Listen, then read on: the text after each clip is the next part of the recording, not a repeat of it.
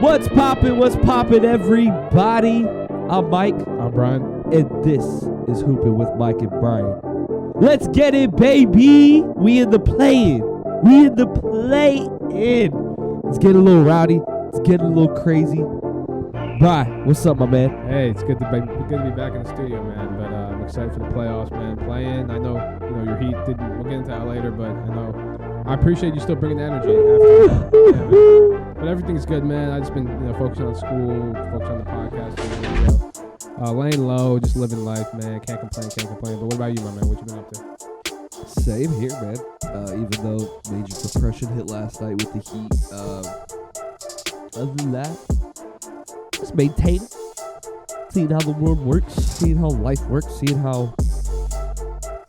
I don't know what decision I make next, I guess. I don't know. Just see where the world takes you? Seeing the world takes me. Just making sure, making every step the right step. But, just laying low. Just working a lot. I work pretty much every day this week. Shout out to B-Dubs. Except for... B-Dubs is fire, man. B-Dubs is fire. I love it. I like their... actually, their nachos. I got their nachos the first time a couple weeks ago. Yeah, I loved it. A lot of people bash B-Dubs, but, I don't mind it. I've always liked B-Dubs. I like the camaraderie about Buffalo Wild Wings. People that I work with are absolutely amazing. They work training for the world. Hey, shout out to the B-Dubs staff. Yeah, shout out to my B-Dubs family out at University of Town Center. If you guys ever want to come visit, University of Town Center, Morgantown. Also, a beautiful view. You can see that from the baseball stadium. Yes, we do get a beautiful view of the baseball stadium out there. So we do get a lot of, traffic when the games are on. So we get a lot of people get really, really busy. Then also, if you're a big UFC guy, shout out to Jacob Janowski, who's also does a Throwing Hands podcast here at U92. Big UFC guy. Hey, B-Dubs is, the owner, the CEO loves UFC. I think we have a contract with UFC, so we show all the UFC fights. So if anyone likes big UFC fights, come down to B-Dubs, wherever you're located, really in any state across the nation. But if you're here down in Morgantown, if you want to come see your boy Left Bench Mike. Sir. Left Bench Mike, baby. Left Bench Mike. If you want to come see host Mike, you'll see me out there at B-Dubs. But let's get into it, man. Playing everything. But wait, before socials, my man. Oh, yeah. Almost forgot. Thanks for reminding me. But, hey, as you guys know, we're out on all platforms at Hoopin with Mike and Brian. We're also out on YouTube at Hoopin with Mike and Brian. We're also on Instagram and TikTok, the same handle at hoopin.mb, and also on Twitter at hoopin_mb. So make sure to follow us, DM us, reply to our stories, or comment on our posts. Just let us know feedback or anything you guys want to see in the future. And, we got a big episode in store for this one. Yeah, big episode. I think we have a future little... I wish I had emojis and sounds to make, but I know we want to do a future award show. Stay tuned. So stay tuned with that. But getting into it, oh my Lord, we are in the play-in. We are in the play-in. Mike. Yes, we started yesterday, even though sadness hit yesterday. But it's not over yet for you, man. It's not over yet. It's not. That's why I'm okay, but really the pathway now, if we do win, a lot more difficult. So, but let's get into it. Let's get through the bad. Let's get through the games that were played through last night. So we had last night, obviously, the Miami Heat played the Atlanta Hawks last night down in Miami. And then we had the Los Angeles Lakers host the Minnesota Timberwolves last night at 10 o'clock. But let's go in the Heat game. Brian, what do you got first? Because I'll go last. So I can go on a tangent. Obviously, it's your team, Mike, so I know you got a lot to say. But, I just thought the Heat from the get-go just didn't really look in tune. They didn't really look ready to play, which is kind of shocking for a Coach Spoelstra team. They're always ready to play, and especially with Jimmy Butler. And if you're the Heat, I asked you before the show, I'm like, Mike, is it even, I'm not saying go out there and lose, but is it even worth winning the next playing game because you have to see the Bucks, and I don't think any team is going to beat the Bucks other than the Celtics to have a chance. So, yeah, I thought it was just a sloppy game from the Heat. They cut it to 6 or 8 in the second half. Hero did his thing. He didn't really shoot well from 3, but, Lowry, as I said, if Lowry's your leading scorer off the bench, that's going to be a bit of a problem. And Jimmy was 6 for 19, so just that's not the performance you're hoping for if you were the Heat. Obviously, with, also with Udonis Haslem's career coming to an end, you don't want him to go out on that type of note. And on the flip side, Trae Young he put on a show. I thought, especially how he was moving the ball. Again, he hasn't really shot well this year. Hasn't been very efficient, but he made some really key passes and just impressive passes. And Capella was a force on the rebounds. Like, he just got a lot of second chance opportunities. There was at one point he had 0 points and like 11 rebounds, which is like a Dennis Rodman Dennis Rodman type stat. And then one more thing I'll say before I switch it over to you, Mike. DeJounte Murray, again, didn't shoot outstanding from the field, but down the stretch he hit some tough shots. He's very lanky. Like, he uses his length to get in the paint. He just hit some tough shots, and then John Collins had that clutch and one in the end of the fourth that kind of just put it away. But the Hawks looks like they were the team that it was like if there was any team that looked like they were playing with their season on the line, it was the Hawks. And as a result, I mean, the Hawks are going to get a chance to play Boston, which I don't know if they'll beat Boston. I don't think they'll beat Boston, but I mean, it's the playoffs, man. Anything can happen. But Mike, let's hear your thoughts from a Heat fan. Before I tear into my Heat, I want to give all credit to the Hawks. They played a lot harder than us, played a lot better than us. I could tell they have a deep squad if they wanted to, a little bit on the bench with guys like Big O, Okongwu, and they didn't even play AJ Griffin, which I was a little shocked by. I know he's a rookie and everything, but I want to take two stats in this game that blew my mind that we talked about, because this is something I don't like to see at all, especially with the Heat. But rebounds, we almost lost by 30 in rebounds. We had 33 to their 63. We had, I believe, 22, or they had 22 offensive rebounds while we only had 6. That is hard to win. Unacceptable. Yes, the Hawks played a great game. DeAndre Hunter was going off for a little bit in the beginning of the game. He went off last playoffs against us, so he was kind of like a little bit of a weak spot for us. But Clint Capella killed us on the rebounds, had 21. He had 8 of his own offensive rebounds. DeJounte Murray, they had more, I guess, versatility or more scoring prowess than they had last time we played them. So I feel like they adapted probably a little bit better to us. But with that, our defense with the Heat, absolute, no effort. And then I don't know what the game plan is. We played Cody Zeller and Kevin Love and Bam, thinking those were going to be our big men, and still we could not corral a rebound, get a rebound, go on the board. It just stunk, because it felt like, oh my Lord, it just shots weren't going in for the Hawks, but they were getting almost every other rebound, and it was like, what are we doing? No one's our defense is great. I think what the Hawks did with DeJounte Murray, the addition of DeJounte Murray is great and everything, because our defense is so great that you have to really, to get past our defense, you have to keep passing the ball. You can't, if you're a team like the Houston Rockets with James Harden keeping it with one player, we'll kill you. Honestly, we'll kill you, because we'll double team you to the heck. We'll literally bombard you. You'll throw a turnover. That's what we did to Trae Young last series. Now they had DeJounte Murray. They had a little bit another playmaker. My man out there was making a little extra passes that were going to Bogey, Sadiq Bey, DeAndre Hunter. John Collins was making threes. It was bad. It was just bad. We didn't have the height. The Hawks were making extra passes that were needed. Our defense wasn't getting back. Our defense is just I don't know. I don't know where we go from here. I want us to win. I want us to hopefully at least make playoffs so we can make playoffs. But at this point, I'm fine with being you know what? If we lose either Toronto or Chicago, we get a draft pick, and maybe we can get another thing, because that's another thing that I saw last night. Oh, our scoring prowess is garbage. If Kyle Lowry is our leading scorer, that's a problem. It's nothing against Kyle Lowry. It's just that's a problem. He's almost at the end of his career, has had a great career, but he doesn't need to be our leading scorer, especially in this situation.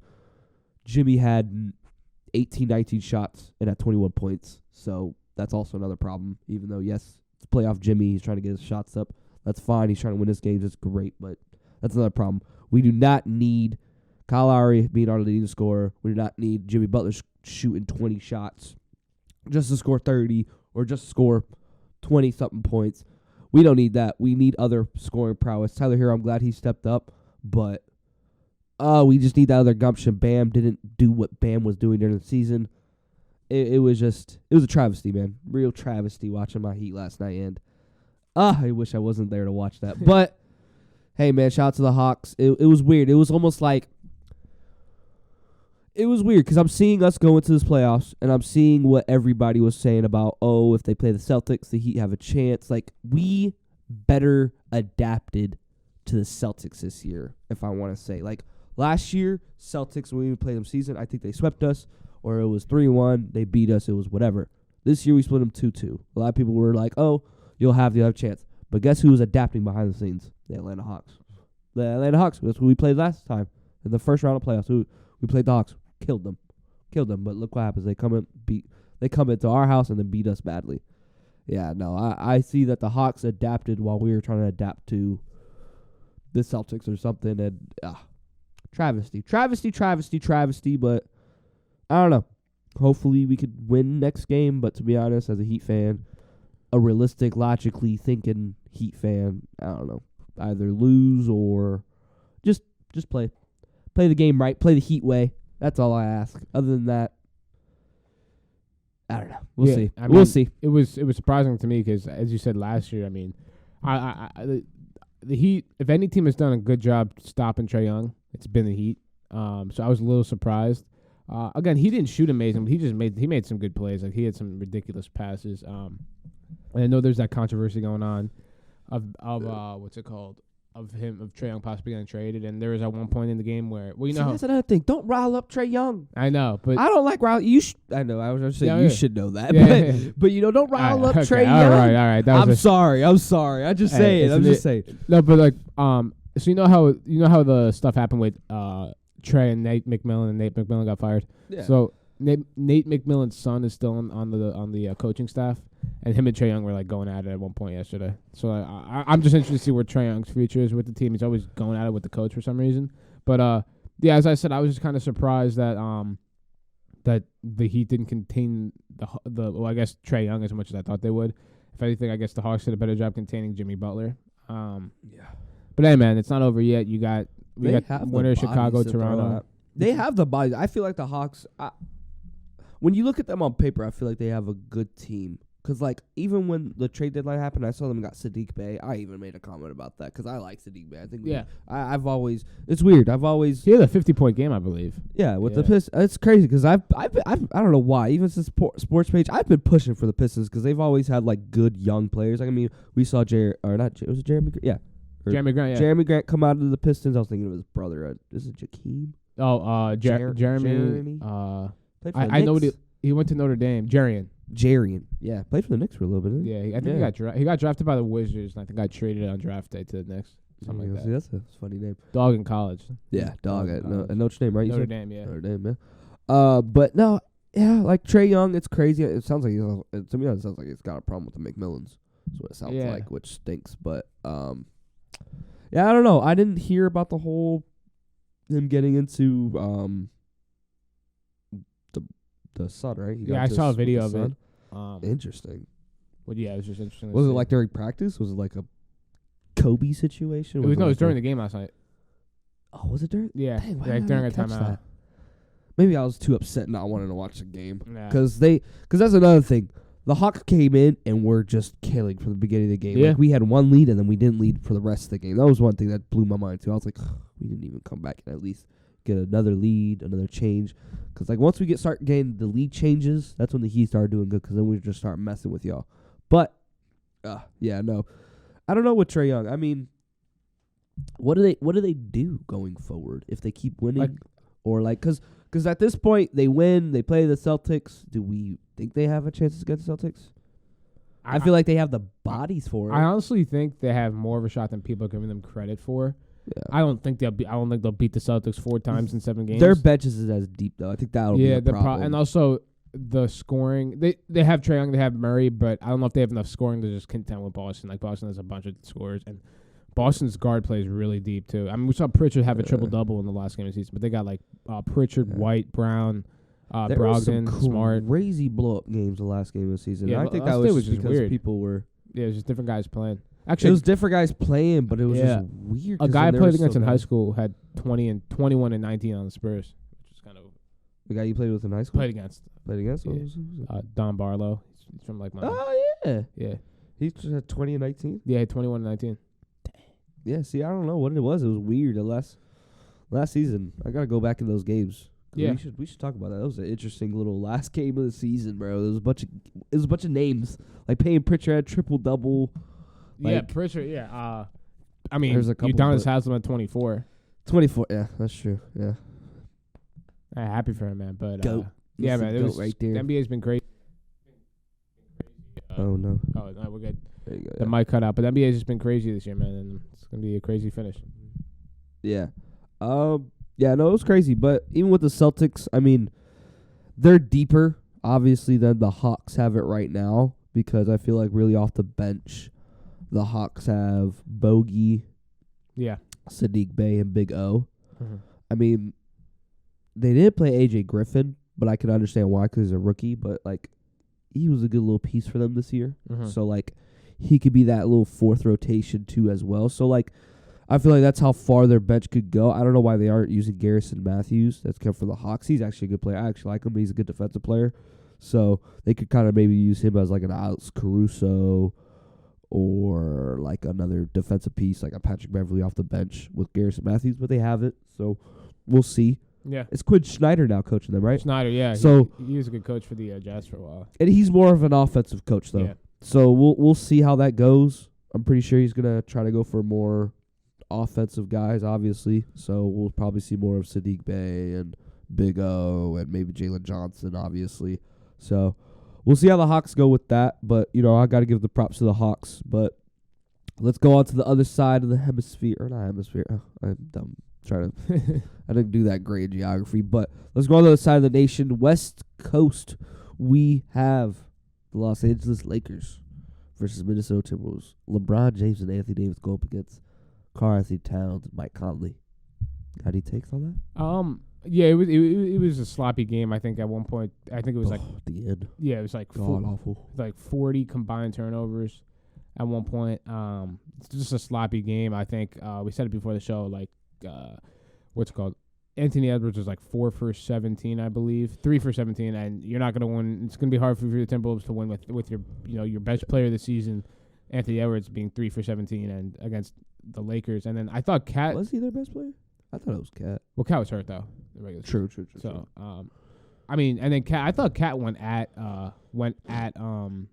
Anthony Davis. Like, there was a couple times Anthony Davis bodied him in the post because he's just a little bit more physical. Yeah. But I like the way Cat played. He had some tough fadeaway shots. I thought Kyle Anderson. He had some tough turnovers down the stretch. But Mike Conley too. Mike Conley's But he been a had great 13 pickup. assists. I don't. Yeah, I might have to take back my little comment. The only thing, okay, because the comment that I said about Kyle Anderson, even though that's his nickname, Slow-Mo, it's almost a liability on offense because, like, if the shot clock goes down and he has the ball, Yeah, it's terrible. Yeah. Because, like, you could kind of, because that's what they were doing. The Lakers, I think they kept having, like, LeBron or AD switch off on Kyle Anderson, like, on defense, because, like, they wanted to conserve, because that's what a lot of teams do nowadays. You put, like, your best offensive player on probably, like, on their worst offensive player, or the guy that barely gets touches on the offensive end, because then you kind of conserve yourself a lot on the defensive end, so you can go do more on the offensive end. But, like, Kyle Anderson is great. I mean, he had 13 assists, so that's one thing. So he's setting up the offense for the Timberwolves, which is good because they have him and Mike Conley setting up the offense. But, like, I feel like his liability there is like his jump shot is weird. No, for sure. It's weird, and he also just had some bad turnovers down the stretch. Like that one where he dribbled off his foot, and then he had Yeah. I mean, the one at the end where he threw it out of bounds, I guess there was not much he could have done there. But, I mean, Conley Anthony Edwards was making horrible turnovers, but that was because he kept trying to – because the Lakers saw how much downhill he is, so they would give him that downhill, but then immediately try to stop him there, and then he would fumble it. Because, like, a lot of times I saw, like, twice where he tried to go in and then just fumble it while going in. That did happen a lot. But, yeah, no, I agree with that. And Conley, I mean, he stepped up, hit 3 big free throws. I mean, Schroeder had a great game, too. So, talking about the Lakers real quick. I mean, D'Lo was bad. His shot selection wasn't great. He just didn't look in tune with the rest of the guys. 1 for 9. Yeah, like Schroeder's Shooter definitely outplayed him yesterday. Shooter hit that 3-pointer, before Anthony Davis fouled the guy. But the Lakers were sloppy though. Like the way they played yesterday, the good win. You passes at the end. LeBron made one of them too, which I was just like they couldn't what are we inbound doing? the ball. They couldn't inbound the ball. So it's like I don't know if this team, like people are saying this team can win the finals, make it to the finals. I don't think they're gonna make it to the argument finals. though that I thought about last night is yes, I'm upset, and I agree. Those passes were stupid and dumb, and like they shouldn't have been thrown because like it was both ends. Like near the end of the game, it was just like dumb passes. Like you had Torian Prince throw a rainbow to the third floor. I don't know, just exaggerating. And a pass where he could have waited. Yeah, on a pass where he could just pass it out, reset, do whatever, and it was like, what are we doing? The game is a minute left, and it's a 1-point game. It's tied. What are we doing? Why are we making this crazy pass right now? LeBron made a crazy pass. LeBron turned over the ball when he was in the post. Reeves couldn't inbound the ball either. Reeves couldn't inbound the ball. So, like, my argument to that is even though we're saying yes, they're making, both sides are making, but I do have to say the defensive presence on both sides were immaculate. Oh, yeah. I will say that. The defense was there, and I think it is kind of a scary thing if the Lakers can keep that little scary defensive stance, because there are some times that they're making defensive stance and I was like, ooh, if this team could keep playing defense like that, it's a scary team. Yeah. Because, like, one, you can't go inside because you have to worry about Anthony Davis. And then outside, I mean, I feel like the Lakers are really long. I mean, with Jared Van, I feel like they could have they could have a really big lineup. I mean, they could put LeBron. Yeah. They could put LeBron, Vanderbilt. Like, I'm going to go with the guys that they play. Yeah. Because I know you brought up Bamba. And they haven't played him, though. And I don't get why. Yeah. He's like Tristan Thompson. Yeah. And I was like... But, like, the only question, like, so when I was watching the game, like, Anthony Davis, he had a very solid game. I mean, 24-15. And he defensively, he had 3 blocks. So he was good. But there's just some times where I feel like he's uninterested at some points. Like, I question his motor a little bit. Yeah. I don't think Cat... I think again, it doesn't really matter. He does what Joel Embiid does, but more. Yeah, like that body language where it feels like he's just like, I'm just here. Yeah, exactly. But, I mean, the Lakers won, so obviously it doesn't really matter too much. But I thought Cat outplayed him, honestly.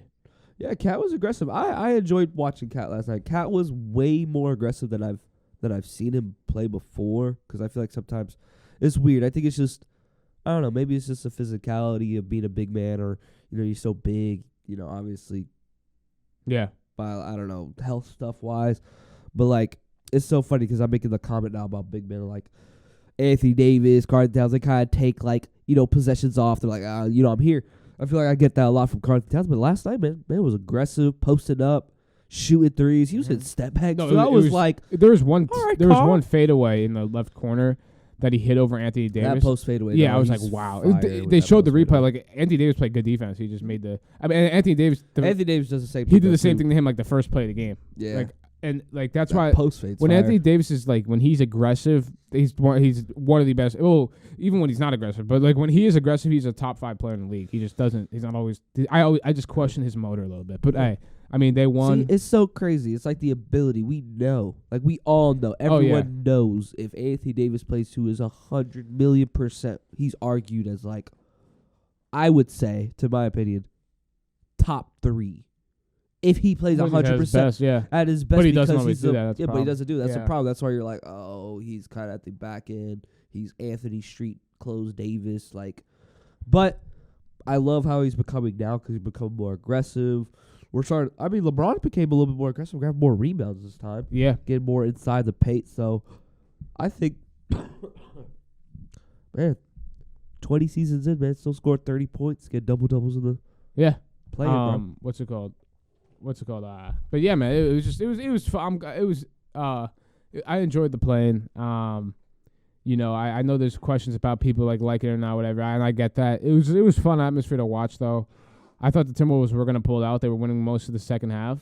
And then the Lakers kind of made plays down the stretch. But, hey, man, it's going to be exciting to see, like, the Lakers take the Grizzlies matchup. Because, I know with Dylan Brooks, he said he wants LeBron, which I don't know if anyone wants LeBron in a 7-game series. But, I'm excited for it.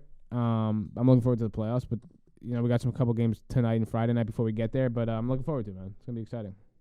Yeah, I know, but let's get into it. I mean, let's get into the games going on tonight. We have the Chicago Bulls and the Toronto Raptors play tonight. I believe the Raptors host the Bulls, and then also tonight we have your Pelicans versus the Thunder.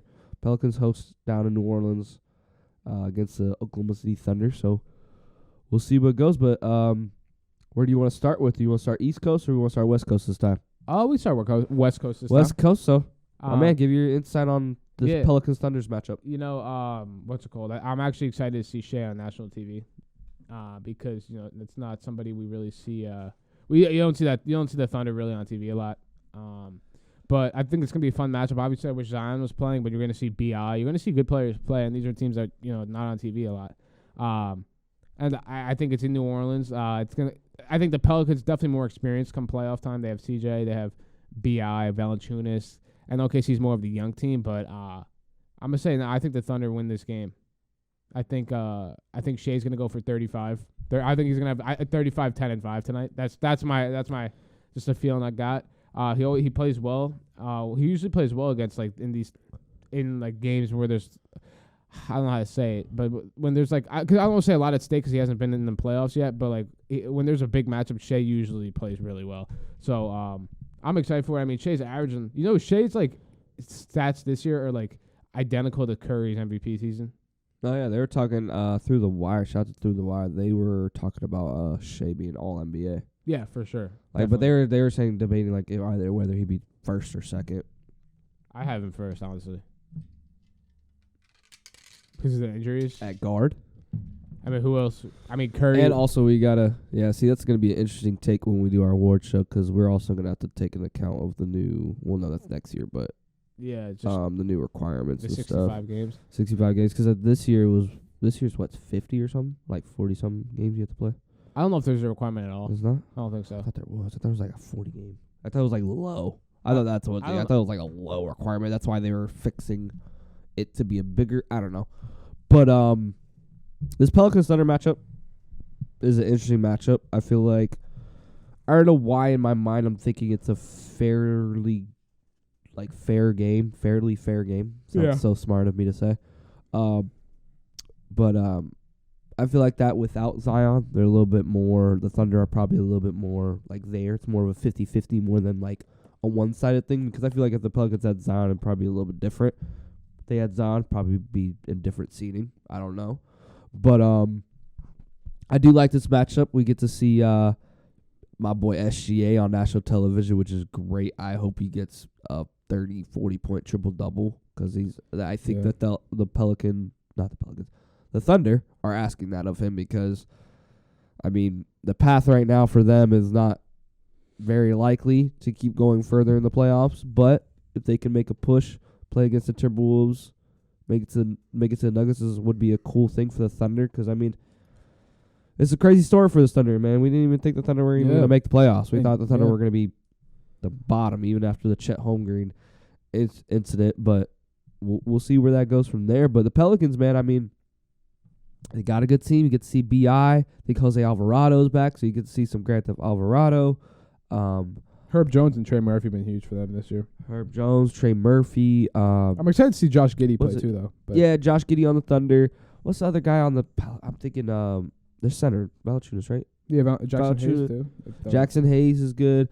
So, I mean, they have their team. I mean, the only really player the Pelicans are missing is Zion right now, I believe. Yeah, or do they not? CJ McCollum's not hurt. So, I feel like the Pelicans do take this game, though, because I feel like on paper they have that team.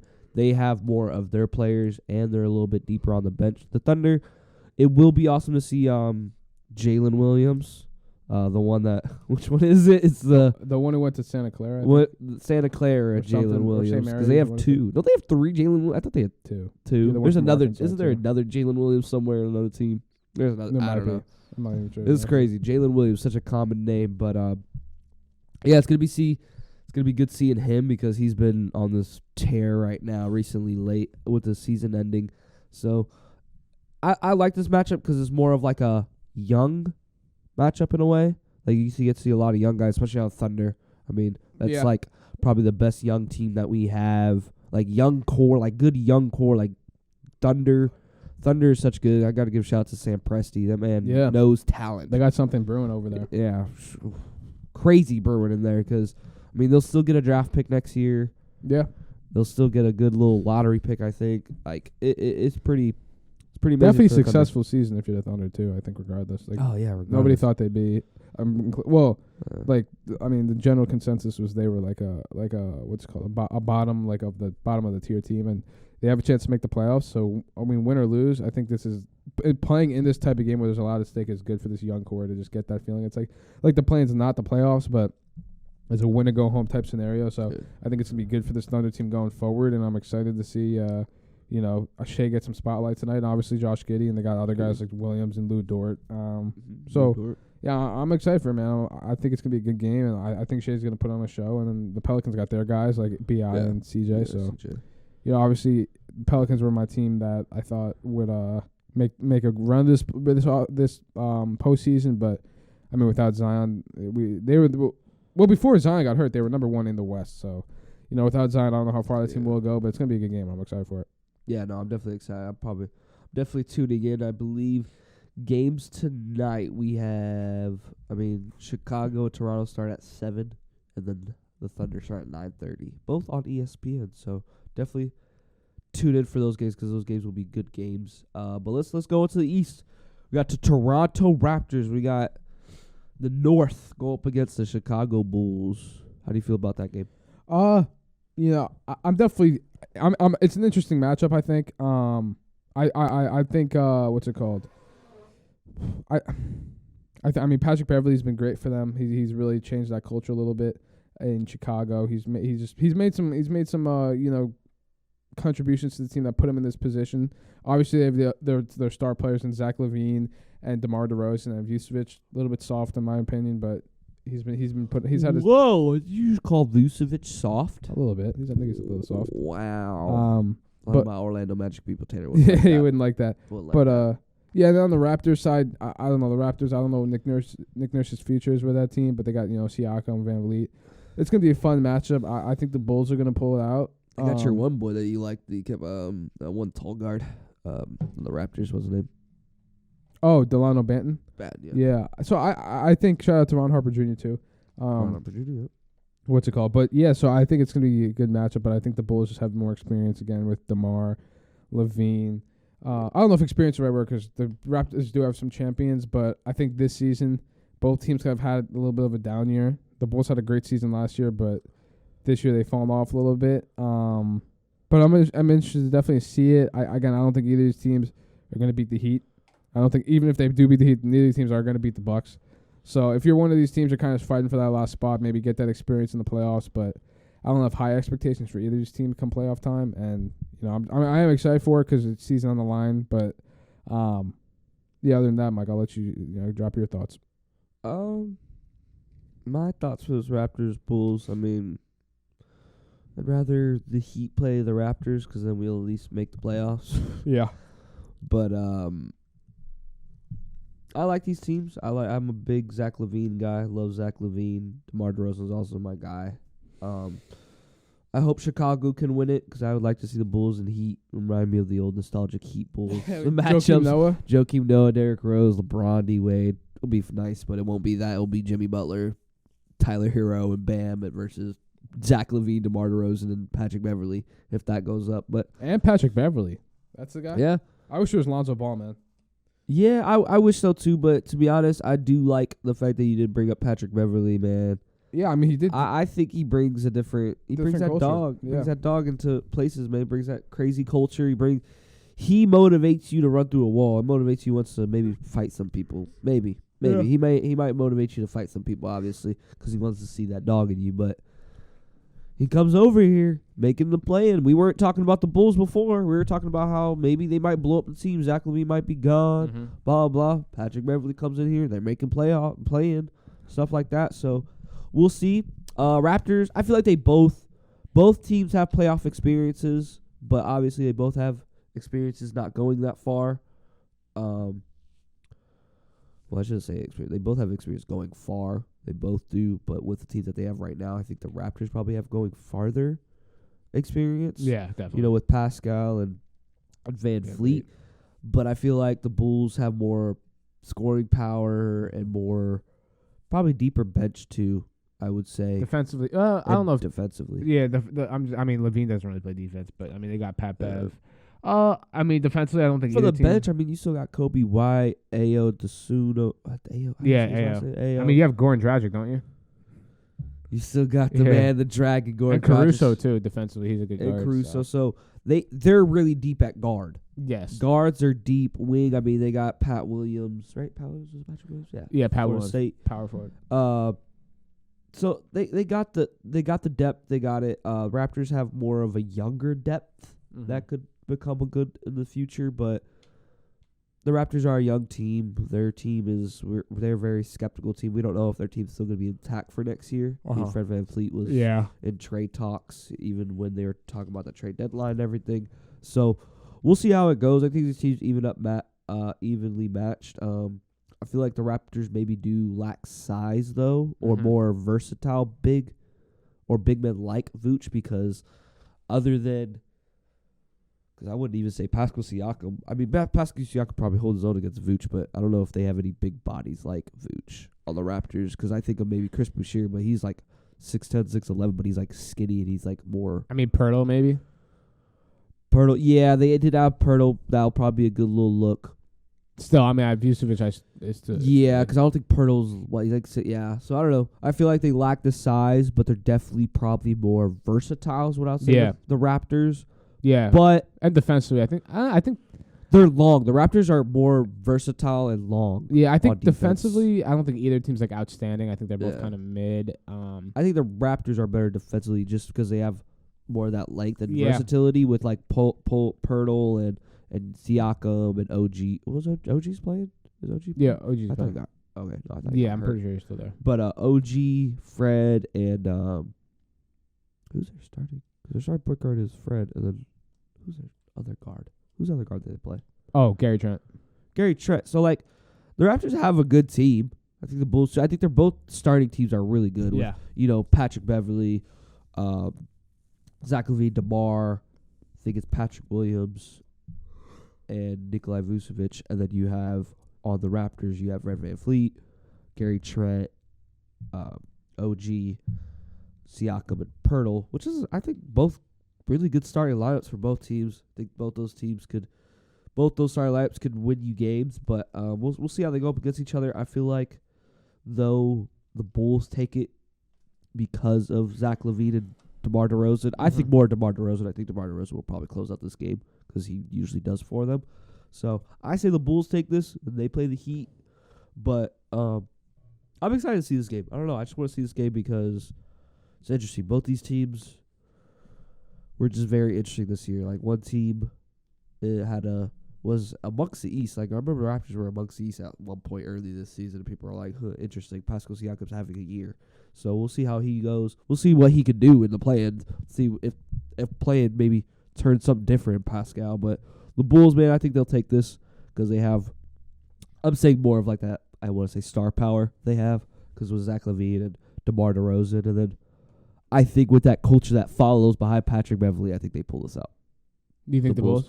I think the Bulls pull it out. Yeah, I agree. I think the Bulls win it tonight, too. Yeah, because I actually hope so, too, because I want to see Pat Bev.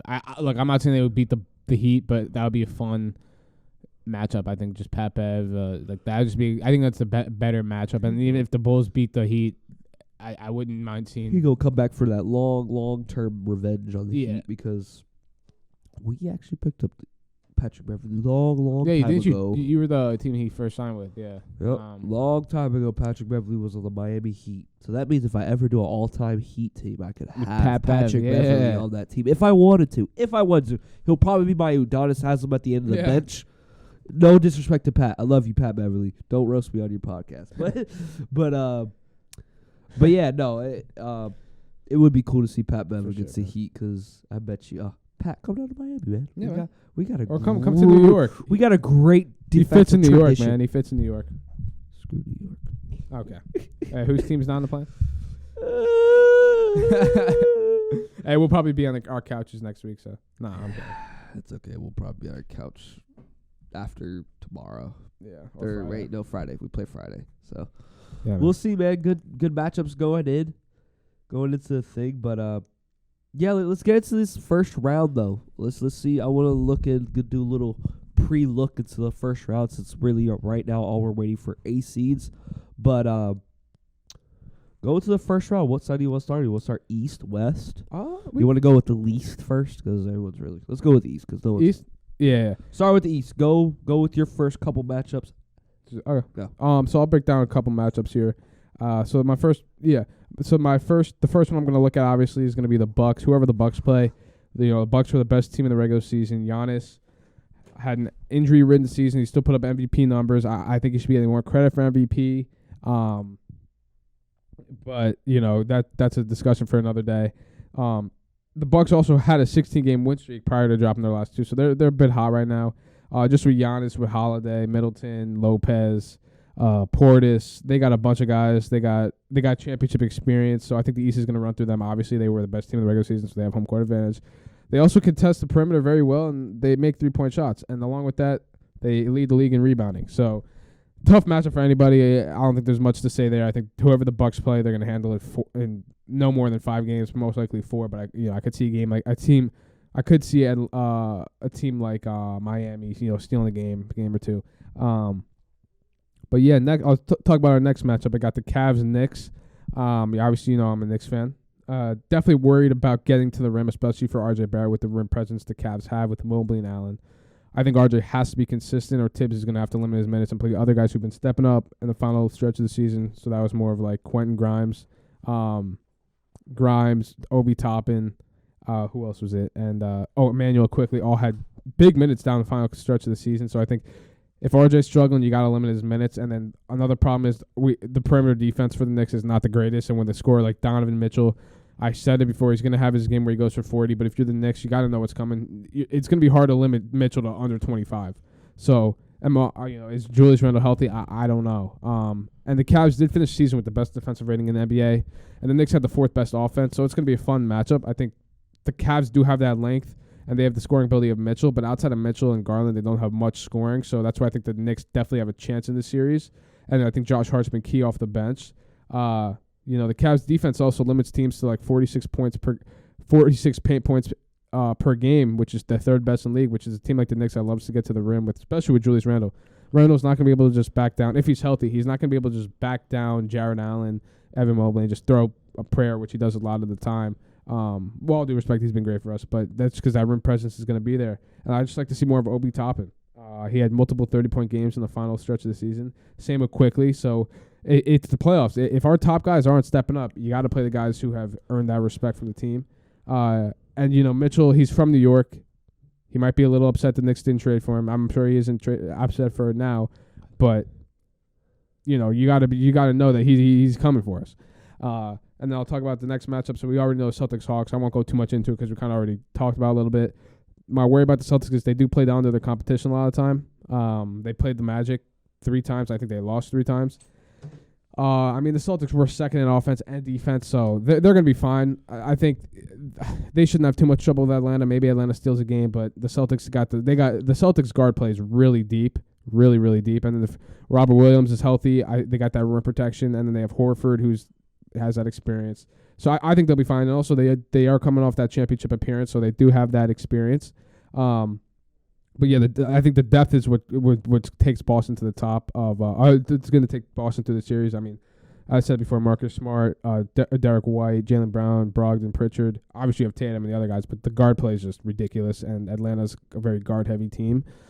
So that's going to be a fun matchup. And then the last Eastern Conference matchup, which I'll break down really quick, is the Sixers and Nets. The Sixers have not swept a team during their Joel Embiid era in the playoffs. So I'm not saying it can't happen, but I'd say I see this game going no more than 5, maybe it's a possibility. 6. Yeah, exactly. So I don't think Claxton can contain Embiid physically. I think his rim protection is going to be there. But I don't think they're going to. Embiid's been ridiculous this season. I mean, he's a scoring leader, scoring champion. And I think Harden needs to have a big playoff performance this season. Last year he was at some points, he looked like he was uninterested. He wasn't aggressive, so he has to have a big playoff performance this year. And then if not, I said it before, I think the Sixers might blow it up if they don't get past. Well, if they don't get past the first round, they definitely should blow it up. But if they don't get past the semis, but yeah, I mean, and also the Sixers, I mean, they had the point per game leader in Embiid and the assist leader in Harden, so they got a lot brewing over there.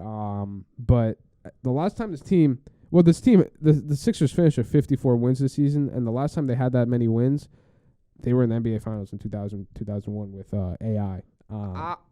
Yeah, and I think you just need more of Tyrese Maxey. He's averaging 20 points a game as that third scorer. If Harden struggles, he's going to have to be that guy.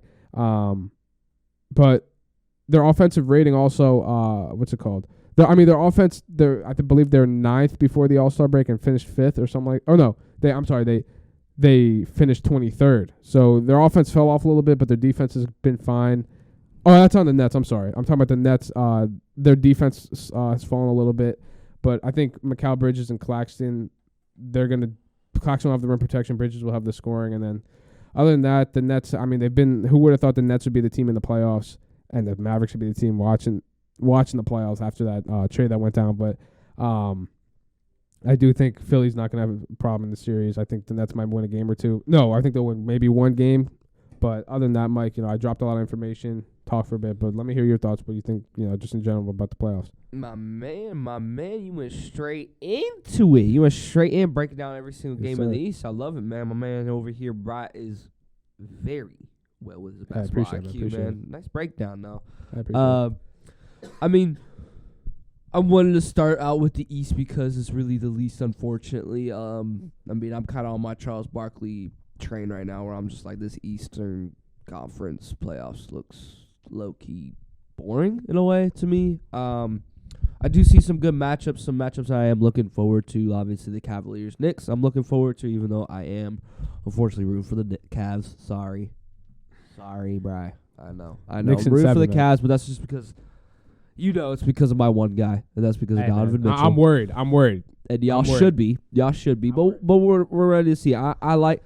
That is probably my most anticipated matchup in the first round of playoffs for the Eastern Conference because it's obviously not really a one-sided matchup. It's really a 50-50.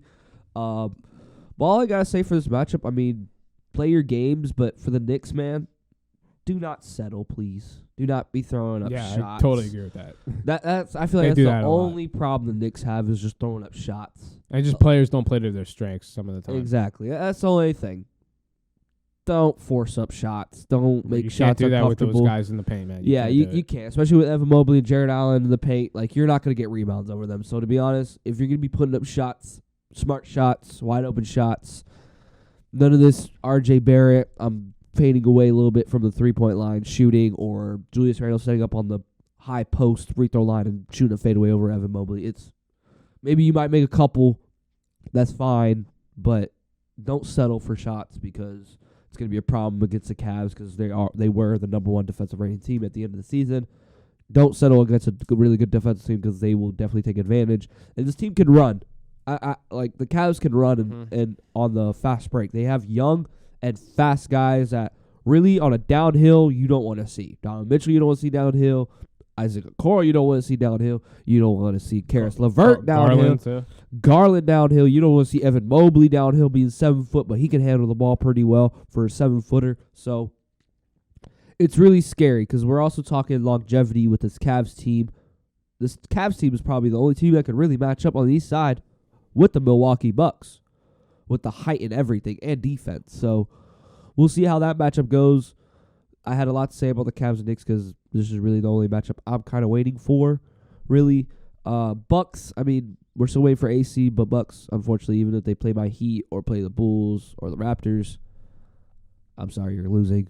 The Bucks are too deep, too good right now at this point. And they were on fire going into the playoffs. So I still see that little on fire to keep going probably to the Eastern Conference.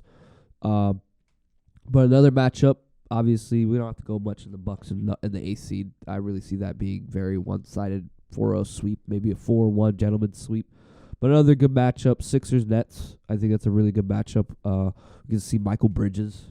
We can see what he's like in the play-in, in a more, I guess, pressured environment. We get to see Michael Bridges. And my man came to the Nets and went 50, 40, 90. I told you this. My man Michael Bridges has been balling for the Nets, man. And I love him, man. I said ever since he came out of Villanova, so watch out for this Michael Bridges guy. He might be silent. He might be calm, cool, collected, really good defensive player. But I'm telling you, let him dance on the offense. He'll surprise you. And then obviously on the 76ers side, you have the number one player in the NBA. Did I just say that? Did I just say number one player? I don't know. We'll see what happens. We'll have to see I'm next just episode. saying that because there was something I said before about the MVP thing, but we'll have that conversation for another time. But I did say that number one player in the NBA, but we'll slide past that. That's next week. For next week, for another conversation that we have for further new, or not further new, but further incoming content that we'll have. But for the Sixers, man, you have one of the best players in the NBA, and then you have another guy who was probably still a good conversation, but James Harden as well. So we get to see the Sixers team with James Harden, Joel Embiid, Tyrese Maxey, Tobias Harris. We get to see how this team now being atop of the East and being like, all right, can this team make it or not? Because that is the question. If they don't make it out of this first round of playoffs or second, what do they do? Do they blow this team up? Do they try to figure something out? Because, I mean, especially for Joel Embiid, man, you can't do everything and still keep losing, man.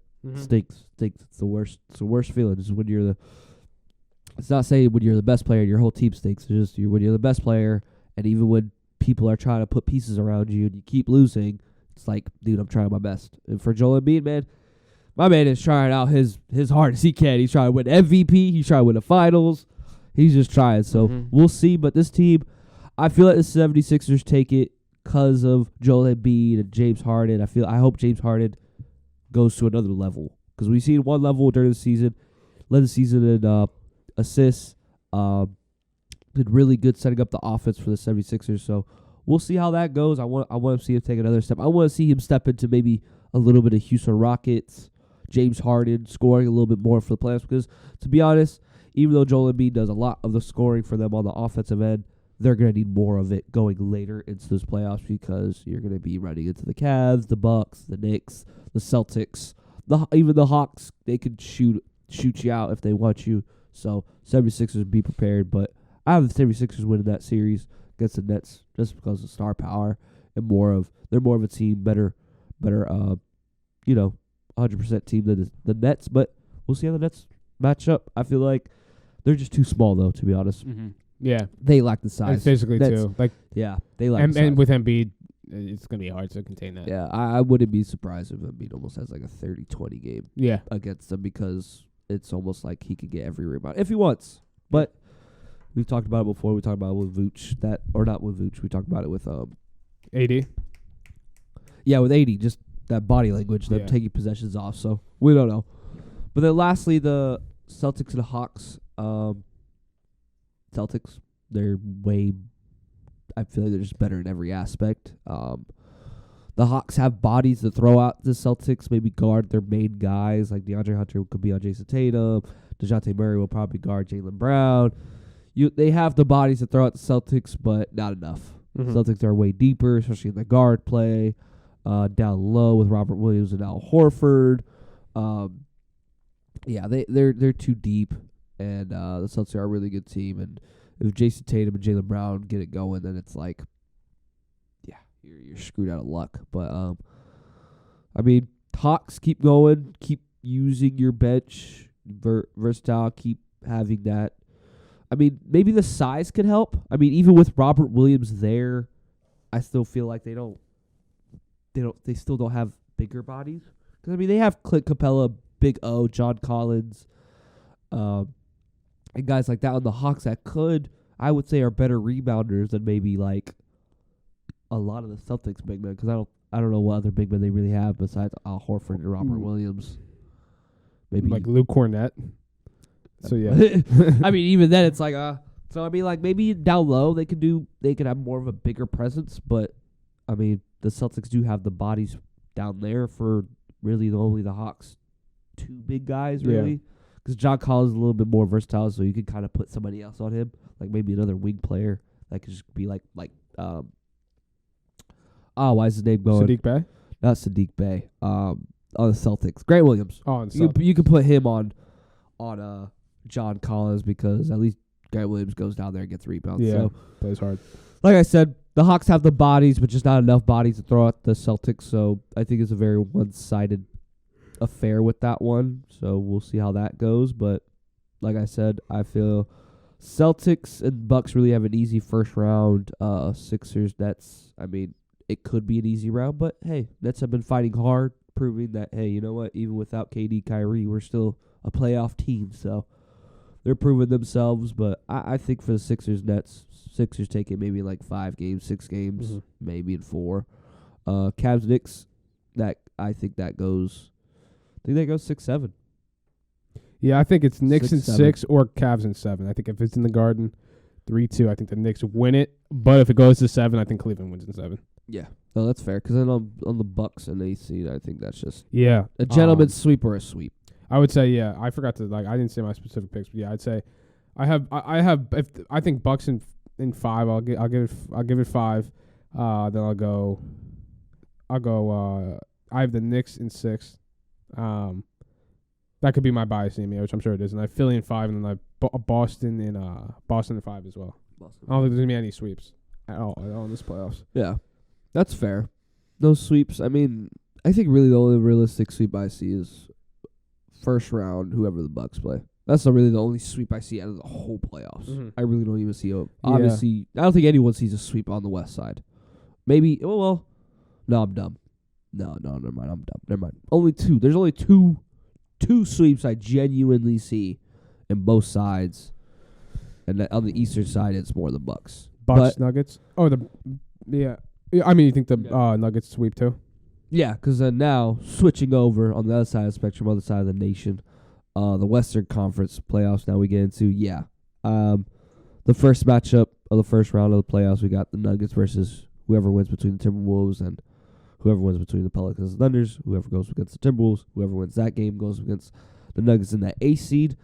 That's the other team that I see really in this playoffs, the whole playoffs. Bucks and Nuggets really have this easy. They're both just really dominant teams. They're both deep bench teams that could just, they have bodies that they just keep throwing on you, and then they have bodies that are really, really good. So I think the Nuggets and Bucks are sitting pretty at 1 with whoever they play against the A seed. So really, Nuggets first round, think they're fine. If they lose one game, they lose one game. Fine. Gentleman's sweep, that's fine. But I'm thinking clean sweep for the Nuggets there. And then we just get to the nitty gritty. We get all these crazy matchups: Suns, Clippers, Kings, Warriors, and Grizzlies versus Lakers. Which one do you want to get into first? We can talk about Suns Clippers. Suns Clippers is getting to the fire. What's up, man? What do you feel about Suns Clippers, man? I'm a Russell Westbrook, a huge Russell Westbrook fan. I think they kind of. I'm not gonna say they got screwed by this matchup because they didn't, but this is probably the worst matchup they could have gotten in the first round. Yeah. Because without Paul George, even with Paul George, I don't know if that's still enough to beat the Suns. Just with, KD, Booker, Chris Paul when he's playing, where he should, and DeAndre Ayton. I don't know if they have enough firepower. The Clippers' depth is going to get them some games in the series, I do think. But the Suns got some depth, too, on the flip side. They got Payne. Isaiah Wainwright's been pretty solid for them. Obviously, you have Terrence Ross. But the Clippers are a bit more deep. And, I would love to pick the Clippers to win this one. But there's reports saying if the Clippers want Paul George back for the playoffs, they're going to have to beat the Suns in this series or take it the distance, go 7 games. The Suns have the playoff experience now. The Suns have not lost a game without Kevin Durant. Another first-round exit for Russell Westbrook. I really don't want to see that. It's hard for me not to pick the Suns, but I'd go Suns in 6. But Kawhi's been playing out of his mind, to be fair, but when Kevin Durant plays, they haven't lost. Yeah, I just think since they have Kevin Durant, And without Paul George. With Paul George, I think this goes... With Paul George, I think it would go 7. Without him, I think I got to go Suns in 6. I'm just trying to put in all the factors. I mean, even with Paul George in the playoffs, it's still skeptical about playoff PG. But I will say, yeah, this does go a bit of a length because the Clippers are deep, just as the Suns are. But I just feel like, there's too much There's too much power on that Suns team. Too much. I mean, just with Devin Booker and Kevin yeah. Durant alone is just too much. And I've said it before, like there's maybe 3-5 guys in the NBA you could put anywhere, and they'll be fine. Kevin Durant's one of those guys, and we're seeing it in Phoenix. They put him in, they're winning. And the thing about Kevin Durant is he doesn't demand shots. It's not like Booker's lost his shot even selection. even Devin Booker, when they said, "Oh, now that Kevin Durant's team, how's that gonna affect with your shots?" And he was just like, "Shots." He's like, "I'm still gonna get my shots up." Yeah. So, I mean, even with Devin Booker, KD, it's nasty. So it's a nasty little scoring duo, and I think just without Paul George, yeah, It's hard to pay. It'd be hard. I wouldn't lie. I wouldn't be surprised if it only goes 5 games. Like 6, I'd say 6 games, 6, 7, but I wouldn't be surprised 5 games because I feel like there'll be one close game where like if the Clippers maybe have Paul George, it'd be a different game. There's gonna be one game where the Clippers lose. It'll be a close game. It's gonna be like, all right, if they had Paul George, it'd probably be a different scenario. They probably would have won it, but they're gonna lose that game. Yeah. And then that'll be like their one game where they're like, dang, we could have got it. We could have got this, and we could have forced it to 6 games, and then maybe go to 7. Because the problem is, obviously offensively, you know you're getting from Paul George, but defensively, just having Paul George, that means you could put Kawhi on KD, and then you'd have Paul George on Booker, which is very good defensively. Like there's probably not many other guys I'd rather And then you have. just balance out the rest of the team. Yeah. Exactly, and they're deeper too. Exactly. So that's why the Paul George lost. But we do get to see a nice little match. I can see KD and Russ. KD, I'm excited to see round. that. Obviously, if I could pick, I was hoping the Clippers fell to 6 and played the Kings. No disrespect to the Kings, I just think that's a better matchup for them. Yeah. But I'm definitely excited to see Russ versus KD. It looks like they're kind of past their beef era a little bit. I mean, you're mature, life goes on, whatever. But they're competitive. It's gonna be fun. It's gonna be physical. That's gonna be a fun series. And I hope with all my heart Russ gets the best of them. They win the series. But as I said, this is the way the Suns been playing. Kevin Durant's Kevin Durant. Devin Booker's Devin Booker. I mean, yes, Kawhi's Kawhi, but I don't know, man. I just can't pick against. I can't pick against the Suns in this one. Yeah. Yeah, it's really hard to pick against the Suns, but I think we just mutually agree the Suns just have just a little bit too much power. Just a little bit. Yeah. And because Clippers are a little handicapped with no Paul George, but we'll see how it goes. You never know. It might open up the floor a little bit for Kawhi and Russ. Yeah, Russ has been playing well. Because it does. Because low-key, I'm not going to lie. When Kawhi and Paul George are not there, Russ gets a little bit more of a space and he plays a little bit better. So, but realistically, if it's just Russ and the rest of that Clippers team without Kawhi and Paul George, that doesn't go far against the Suns, unfortunately. And I was high on the Clippers too. Yeah, we're really high on the Clippers. I thought they were going to go to my pick. I'll stand by it, but if they had Paul George, they were my pick to go to the finals out of the West. But they were. You got to be realistic. Yeah, they're not. That's not going to happen if they don't have Paul George. Yeah, no. Unfortunately, but it's gonna be fun though. I'm very excited to see Russ and KD. I'll tell you that. Oh no, Russ KD is gonna be interesting, especially if they can keep talking trash to each other. That'll be good. Oh yeah. But let's get to the next matchup. This is the battle of the Bay. Battle of the Bay is usually Oakland and I guess San Fran. Not Battle of Cali because you gotta think of LA. Lakers. I would say the Battle of Northern California. Yeah. This is almost like a home thing for me because I used to live out there. I used to go to Sacramento Kings games out. Shout out to my Lincoln people. But holy crud, man. Kings versus Warriors. This is the matchup I'm waiting for. I am waiting for this matchup I got so excited when I saw this matchup because, to be honest, I want this. I'm about to make a crazy take here. Uh-oh. Let's hear it. Crazy. Let's hear it right here on Hoopin with Mike and Brian. This young core of the Sacramento Kings starting out is the young core that the Warriors wish they had. The young core that they wish that they like could start out like this with De'Aaron Fox. But I'm saying like the Warriors, like who are you? Like the young Golden State, like when like Steph and like Clay just started out. That's wow. I'm comparing it to that and saying that they wish that they could because to be honest, this Kings team, I feel like if they beat this Warriors team. They what? If they beat the Warriors or what? They can go to the finals. Wow. I think so. I it's hard against the Suns, but this Kings team, man, I'm praying on it. I think this is just me being a homer right here with, being back in the day when this Kings team was at the bottom was a joke. This is the first playoff joke, experience bro. in like 20 They years. called them the Sacramento Queens. Shaq called them the Queens, man. That's It was a joke. The Kings were a joke, and all that praise is coming back. And they have the team. They have a bench. They have a bench that can go deep. They have a team. Maybe the experience hits them. I feel like it's the experience, but they're talented. They're so talented, top to bottom, and they match good with this Warriors team. Mm.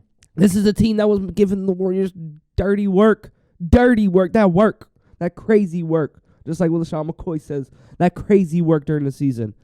But, I believe the Warriors did take the season series, unfortunately, even though one of those games we were just talking about should have been changed.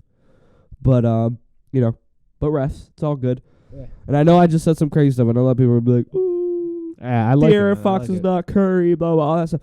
I'm just saying the young core that they have is tremendous because you have De'Aaron Fox, Malik Monk, and, DeMontis Sabonis. Even just Herter De'Aaron Fox, too. Herter, oh my God, this young team is just fun to watch. Mm-hmm.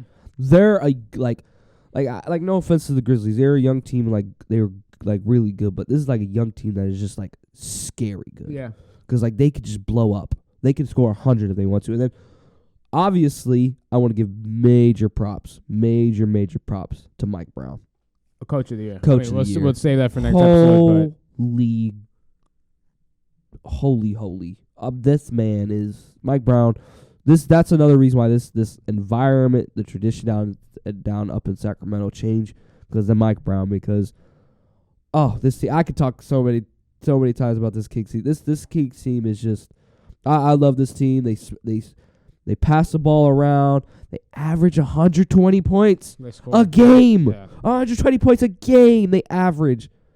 Oh my Lord, they average almost 30 assists a game. I love this Kings team. They're such a great team, and young and this team. I can keep going on, but Brian, go off about this matchup. Mike, this was a tough matchup for the Kings to get. I think obviously they do match up well. I do agree with you there, but I'll say the Warriors struggle on the road does worry me a little bit, especially with this place gonna be popping. Sacramento's gonna be popping. Mm-hmm. I think experience is gonna be a large factor in this series, though. And the fact of the matter is, Mike, I wouldn't want to see Steph, Draymond, and Clay in a 7-game series. Yeah. What's it called? And that's what's battling in my head so much. Even though I'm saying so much, even though I said my crazy take. Yeah. No, I know, but here's the stat for you, Mike. So this core of Draymond, Steph, and Clay has lost a total of 5 games in their last 6 rounds. In their last 6 first-round series, and obviously not having home court advantage is going to hurt because a team that was 11-30 on the road. Mm-hmm. They did win 4 of their last 5 on the road, though. So maybe this is hot at the right time. I hope the Kings win. Don't get me wrong. Yeah. But Wiggins coming back, adding that that two-way player is huge, and he was that X factor for the Warriors in the finals. Mm-hmm. I'm worried. I am worried though. If I'm the Kings, they don't have much of a rim presence. I don't think they do outside of maybe Holmes. I don't know if Sabonis is much of a rim protector. On the flip, the Warriors don't have much of rim presence either. Yeah. I think it's gonna be a fun series. It's gonna be a very. But I can't pick against the Warriors, Mike.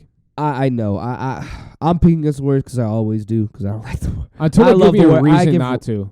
Yeah. Because when Clay had one of his best career seasons this year, coming off those injuries. Yeah, I'm gonna stay biased because I'm just gonna be biased. That's fine, but that's just me being hopeful at Sacramento Kings. But I do know deep down, Golden State has the experience. They have one of the greatest player on the planet. I don't know with Steph Curry. I could not see the Warriors losing the series again anyway. Yeah, I don't either. I don't see them losing. I hope so because the Kings they deserve it. Yes, they deserve it so much. And regardless, successful season for the Kings. And to be honest, that's another thing. The reason why I also say the fact that this young core and the Warriors is because they play like the Warriors.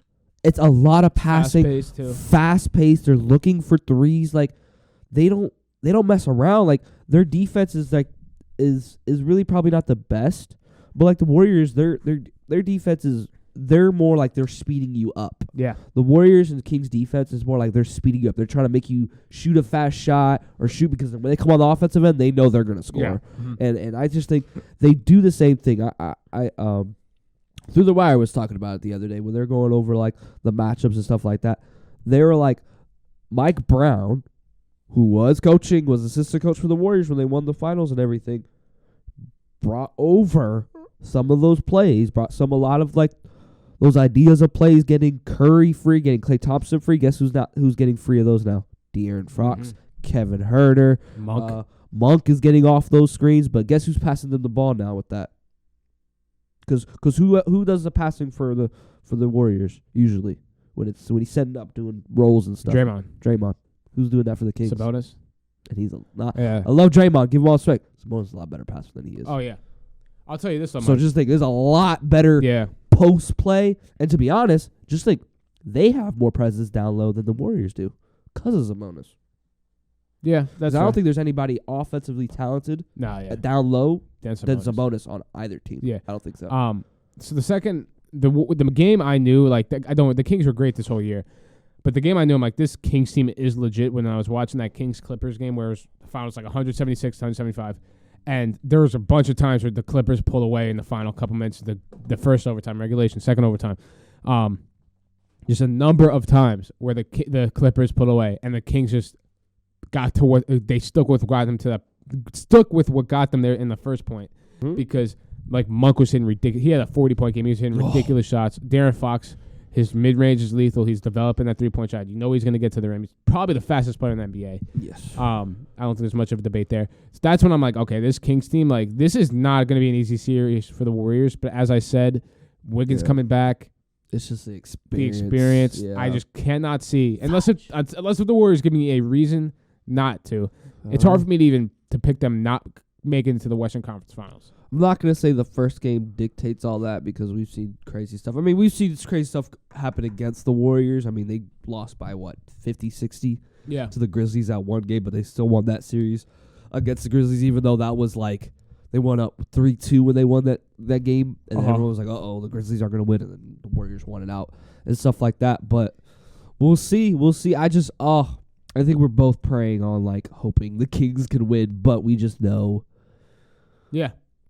Yeah, you're still picking obviously the Warriors. Yeah. I'm not, but that's just because I'm I'm holding on to the Kings because I just want it. But to be honest, all in all, I do know deep down, yes, the Warriors do have way more of a chance. They have the experience, they have the players, they have it there. It's the Warriors. They're the reigning champs. Mm-hmm.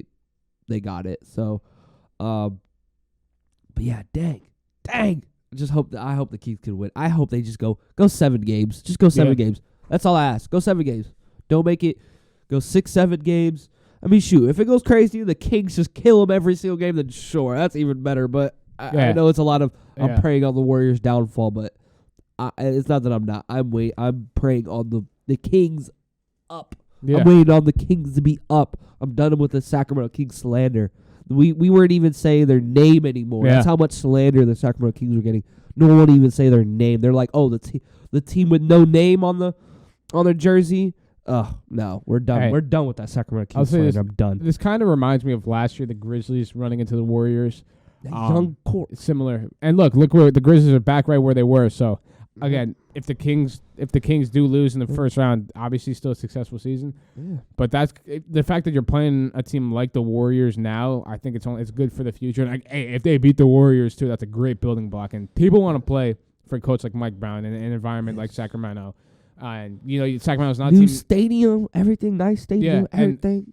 Sacramento's not a team that gets big name free agents, but if players like the way they play and the way they're coached, that's going to get traction. And Sacramento's in Cali. You never know what can happen. Man. You want to play fast pace, man, and win too. So and win. So I'm excited, man. That's gonna be a fun series. Probably the series I can't pick over the Russ KD matchup, but I'm looking forward to that matchup for sure. Oh yeah, no, definitely looking forward to the matchup. I'm definitely watching every single game of that Kings Warriors, and I'm gonna be wearing my Kings gear. Yeah, I don't have a jersey. I wish I did. If I had a jersey, I'd definitely get a Tyreek Evans jersey. Oh, he was. That dude was a dog with the ball. My man was.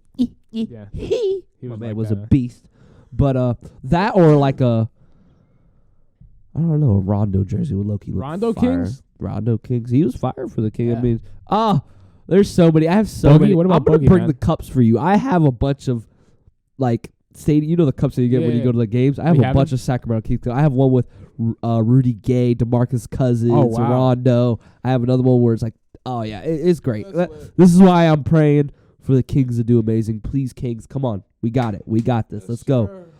But you did say a name, and finally, not least, not save the worst for last. We saved the best for last. Do we? I think.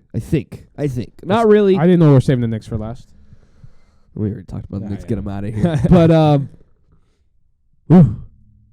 a matchup that a lot of people are anticipating after last night. Dylan Brooks wanted it. Dylan Brooks wanted it. Are we possibly going to see a Shannon Sharp sighting? Ooh, I have- forgot about that. The Memphis Grizzlies going up against the Los Angeles Lakers in the Western Conference. Who do we got? First round. You know, Mike, before I give you my pick, it's a couple little background information I'll give the viewers. You know, Grizzlies lost Steven Adams. They lost Brandon Clark earlier in the year. The Lakers were the best team post All-Star break. They added the depth of D'Lo, Beasley, Vanderbilt, Hachimura, Bamba. And then Reeves has kind of elevated himself into that third scorer a little bit. Hillbilly Kobe. Yeah, exactly. And that's just a group of guys nobody wants to see in the 7-game series with LeBron James and Anthony Davis. And on the flip side, you know, I said the Grizzlies lost a couple guys, but outside of the Josh situation, when Josh played, he's been nothing short of spectacular. Desmond Bane, when he's healthy, I don't know if he's still hurt. I don't remember, but Can I real quick? I just want to interrupt you because I'm not gonna say a lot on this matchup because to be honest, this match is more, even though it's very anticipated and I want to see this. I think I'm gonna get my way because I know you're gonna go deep into it. But the only thing I really gotta say about this matchup is if the Lakers play how they played last night, they're not winning this series. That's all. 100%, yeah. They're not winning this series. But yeah, that's really about because I feel like the teams match up. I feel like the teams are both good, but Grizzlies.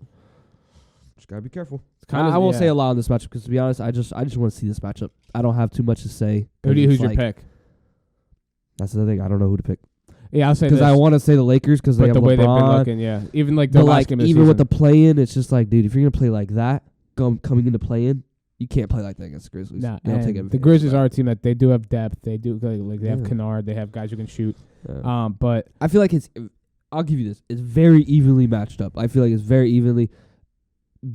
But I do feel like maybe their Grizzlies have better role players, but Lakers have more better star players. yeah, obviously, and I definitely is agree what with I that. would say. And I think when the Lakers are on, like how they played in the final half of the season after the All-Star break, if they play like that, I got them winning this. I have the Lakers winning this series. I'll just say no. I have the Lakers winning this series. I think it goes 6.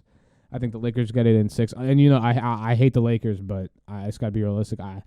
The Grizzlies, they haven't done enough to be talking that much. We've talked about it on the show, but if they're a first round exit, man, I don't know if Josh's still fine in the West. But I think the Lakers, they have the depth. Obviously, they have not looked great. D'Lo was bad last night. Outside LeBron and AD, there wasn't much help there. So I think the Lakers, it kind of similar to that Kings-Warriors matchup. I would do not want to see LeBron in a 7-game series. I don't care if I'm home, away, if the game's in Egypt or wherever the game's at. If LeBron James is on the court, I like my chances.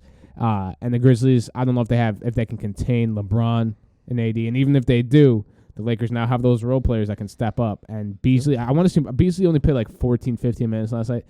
Definitely expected more from him, especially with D'Lo. Also, D'Lo didn't have a great game, but then Schroeder stepped up. Yeah. And the Lakers have that luxury now of having those bench players step up or those role players step up. So it's going to be hard for me to not pick the Lakers, and I'm going to I have the Lakers win this one, Mike. So you have the Lakers, and that's good analysis. I don't have a team to pick because, I mean, yeah, no, I really don't have a lot. I'm trying to think of what to say, but I mean, you kind of really just hit the nail on the head. I mean, really, both teams are deep. Like I said, the Grizzlies have better role players than the Lakers have role players, but the Lakers have more star power with LeBron and AD and D'Lo. But I do feel like that happens often between D'Lo and Dennis Schroeder. It's always like if one's off, the other one goes off. and then the one if the other one's doing bad, the other one. But if does D'Lo's good, going to so- play like that, you got to play Schroeder. Oh yeah, you gotta Yeah. play Shooter. I mean, Schroeder's been pretty good. for them. I think that's good. They match up good with the Grizzlies at guard play because to be honest, it's Schroeder, Reeves, Malik Beasley, and D'Lo. While they And Reeves. Did you say Reeves? yeah, I said Oh, you I said said Reeves, D'Lo, Beasley, and Schroeder. Schroeder. While the Grizzlies really only have Ja Morant, And Bain. Desmond who's healthy. Bain, Tyus Jones. Tyus Jones. Oh, Tyus Jones. Yeah. Yeah, I'm talking like their Yeah. guard play, Yeah, like yeah. even when it comes to like the guys that come off the bench for Mhm. them, Hey, like Kenneth Lofton, man. 42 points. he's not a guard though. He plays like a guard, kind of. Oh, but he a big boy. He's He is. he's 6'7", 6'8". He's a big boy. Yeah. He plays power forward center. Oh, I see Yeah, him no, he's a with big boy. bringing the ball up sometimes.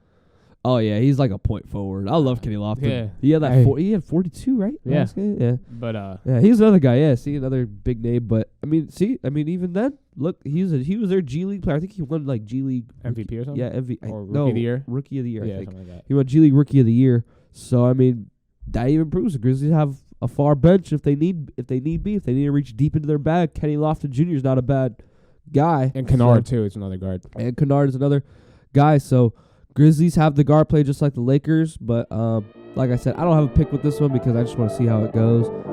We might see some Shannon Sharp sightings. We might see some craziness. But hey, man, Ja Morant, there's a party inside my city. Yeah. He's talking that smack, man. He's got the matchup. I don't know if this is the matchup they want, but this is. If you're the Grizzlies, man, and your first round exit, I mean, Dylan Brooks can't have much to say. Listen, there's I'm going to be looking a forward to it. It's party gonna in be a fun this series. city. I'm looking forward to it, man. But honestly, I hope both teams lose this series. Is it a party or is it a parade? Did I mess It's a that? parade inside. It's a parade. I said party. I'm sorry. My bad. I don't listen to Young Boy. Oh, Is it Young Boy? Yeah, it's Young Boy. Yeah, it's NBA. I don't listen to NBA Young Boy. So, but it's a parade inside my city. Yeah. Yes, sir. That's what I'll be saying when the Knicks win the series against the Cavs. But we'll see.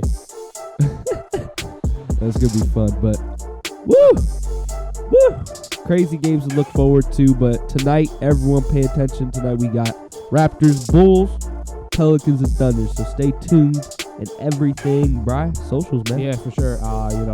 As you guys know, I'll repeat it again.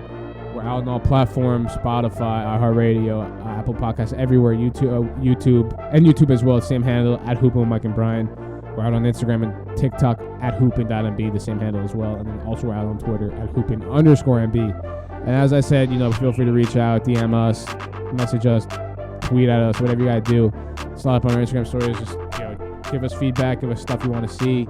As we said, next week we're going to have an award episode where we give our picks for each award, all NBA teams, things of that nature.